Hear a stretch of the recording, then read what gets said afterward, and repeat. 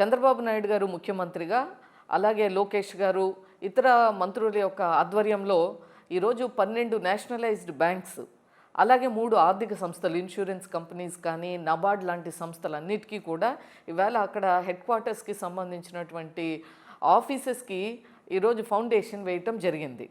ఇది దేశంలోనే మొట్టమొదట ఒక ఇంటిగ్రేటెడ్ ఫైనాన్షియల్ సిటీ, అంటే ఒక సమగ్రమైనటువంటి ఆర్థిక పట్టణంగా అమరావతిలో ఒక ఏరియా అంతా కూడా నిలవబోతుంది. ఇది మన దేశ చరిత్రలో ఇది ఒక మంచి డెవలప్మెంట్. ఎందుకంటే మామూలుగా మనం చూస్తూ ఉంటాం బ్యాంకులు ఒక్కో దగ్గర ఉంటాయి, కానీ ఈరోజు ఒక ప్రాంతానికి ఒక రోడ్ వెళ్తే మొత్తం అన్నీ కూడా బ్యాంక్స్ అన్నీ కూడా ఒకే దగ్గర ఉండటం అనేటువంటిది ప్రజలకు కూడా సేవలకు అందించేటువంటి విషయంలో ప్రజలు వచ్చినప్పుడు వాళ్ళకి కావాల్సినవన్నీ ఒకే దగ్గర ఉండటంతో చాలా వెసులుబాటు కూడా కలిగేటువంటి అవకాశం ఉంటుంది.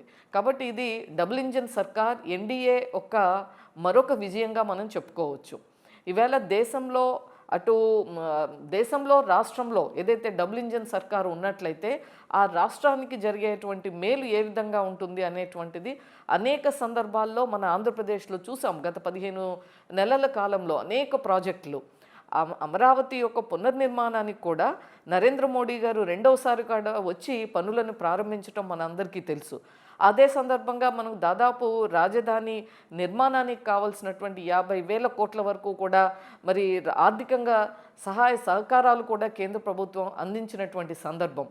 అదే మాదిరిగా ఈరోజు జరిగినటువంటి ఈ యొక్క బ్యాంక్స్ కానీ మనం దాదాపు ఎస్బీఐ లాంటిది, ఎస్బీఐ, యూబీఐ, తర్వాత central bank, Punjab national bank, Canara bank, Indian bank, అలాగే నాబార్డ్, మన ఇన్సూరెన్స్ కంపెనీసు, కొన్ని new India assurance and LIC, ఇలాంటివన్నీ కూడా వాళ్ళ ఆఫీసెస్ని పెట్టడం జరిగింది. ఆర్బీఐ మన రీజనల్ ఆఫీస్ కూడా ఇప్పుడు ఈ మధ్యనే హైదరాబాద్ నుంచి మన ఏపీ ఆపరేషన్స్ అన్నీ కూడా చాలా బ్యాంక్స్ హైదరాబాద్ బేస్డ్గా ఇప్పటి వరకు జరుగుతూ ఉన్నాయి.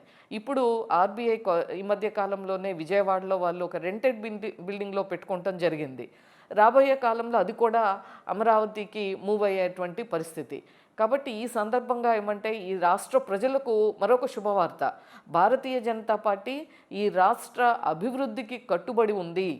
ఈరోజు అలయన్స్లో ఉన్నటువంటి మన తెలుగుదేశం పార్టీ కానీ, జనసేన పార్టీ కానీ, భారతీయ జనతా పార్టీ కానీ 3 పార్టీల యొక్క లక్ష్యం ఒక్కటే, ఆంధ్రప్రదేశ్ని అభివృద్ధి పదంలో ముందుకు తీసుకువెళ్ళాలి.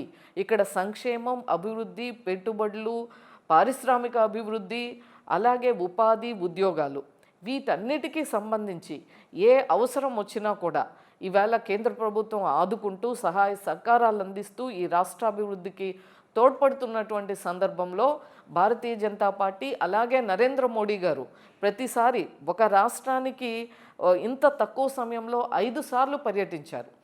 మరి ఈసారి పర్యటించటమే కాదు, వచ్చిన ప్రతిసారి కూడా ఆంధ్రప్రదేశ్కి ఏదో ఒక ప్రకటనలు చేస్తున్నారు. కాబట్టి ఈ సందర్భంగా ఈ రాష్ట్ర ప్రజలందరి తరపున నరేంద్ర మోడీ గారికి, నిర్మలా సీతారామన్ గారికి, అలాగే మన ముఖ్యమంత్రి చంద్రబాబు నాయుడు గారికి, మన డిప్యూటీ ముఖ్యమంత్రి పవన్ కళ్యాణ్ గారికి ధన్యవాదాలు తెలియజేస్తున్నాను. Local to global news at your finger tips. మీ చేతిలో ఒక ఆయుధం. Download Raw TV app. Media legend Ravi Prakash is back.